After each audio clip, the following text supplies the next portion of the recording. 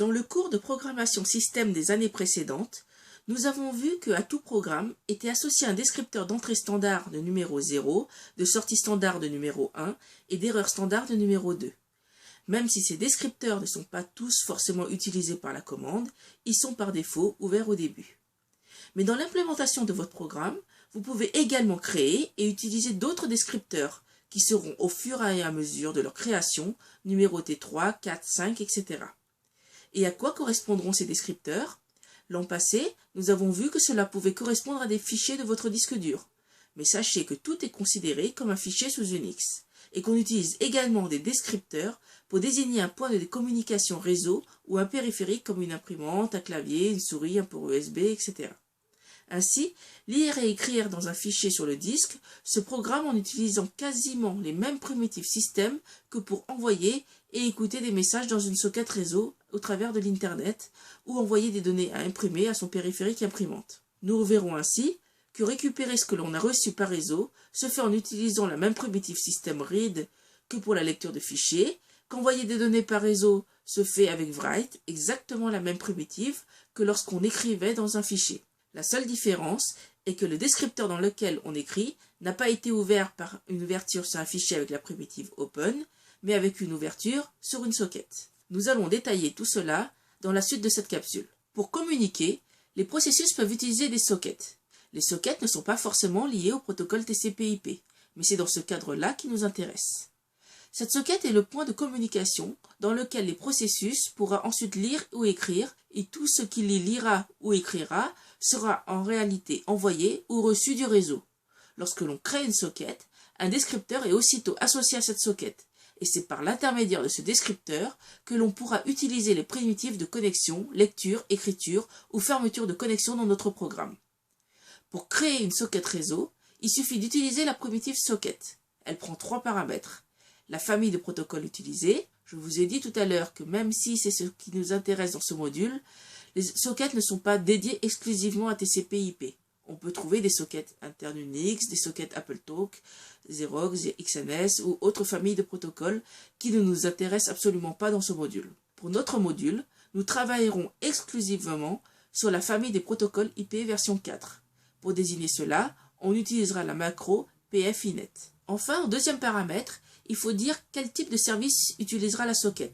C'est là où vous devez décider si vous allez utiliser le protocole de transport connecté TCP, auquel cas vous indiquerez cela par la macro SOCStream, ou programmer avec le protocole de transport par datagramme UDP, auquel cas vous indiquerez tout cela par la macro SOCDegram. Et enfin, même si nous ne le traiterons pas dans ce module, si vous voulez forger vos propres paquets IP ou écrire vos propres protocoles de transport, vous avez la possibilité d'indiquer cela avec la macro SOCRow. On parle parfois de row socket pour cela.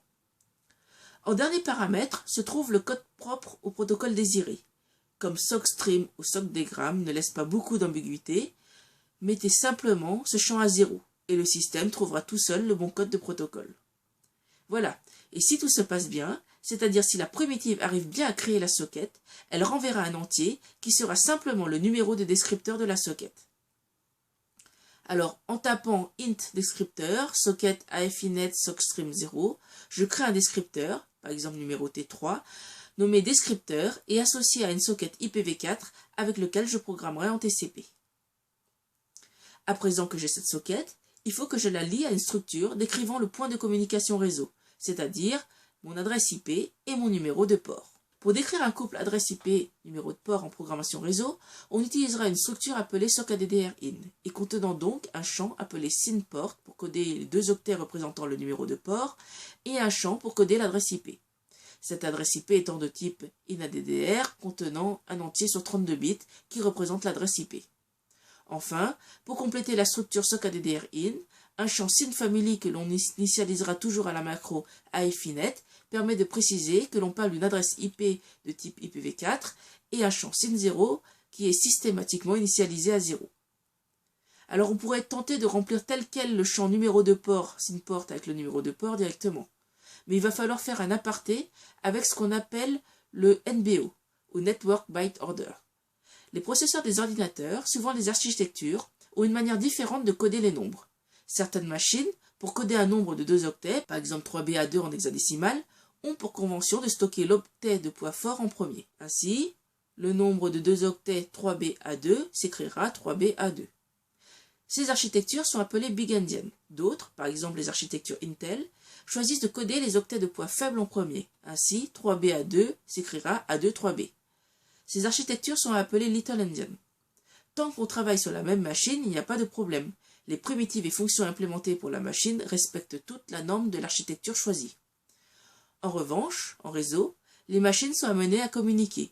Et si une machine big-endian envoie un nombre à une machine little-endian, le nombre reçu ne sera pas le même, puisque la machine lira les octets dans l'autre sens. C'est pour résoudre ce problème qu'une norme a été décidée. En réseau, on adopte la norme big-endian. C'est la norme NBO, Network Byte Order. Du coup, à chaque fois qu'on veut transmettre un nombre codé sur plus d'un octet, un short, un int, un long ou un double, on doit le convertir en NBO. Et lorsqu'on reçoit un nombre du réseau, on doit le reconvertir suivant la normalisation locale de l'hôte. Il existe pour cela des fonctions permettant de réaliser ces conversions. H2NS, qui convertit un entier court, short, du système local, host, vers la convention réseau, N comme network. Et N2HS, qui effectue le travail inverse.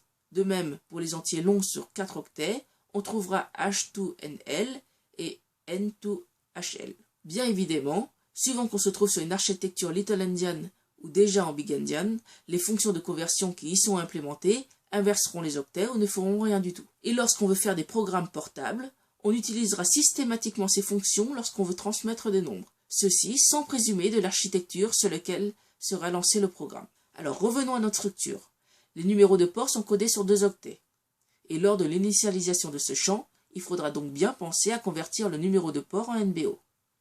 Dans certains cas où le choix du numéro de port n'a pas d'importance, on peut aussi initialiser ce champ à 0. Dans ce cas, cela signifie qu'on laisse au système le soin de se débrouiller et de choisir lui-même un numéro de port libre.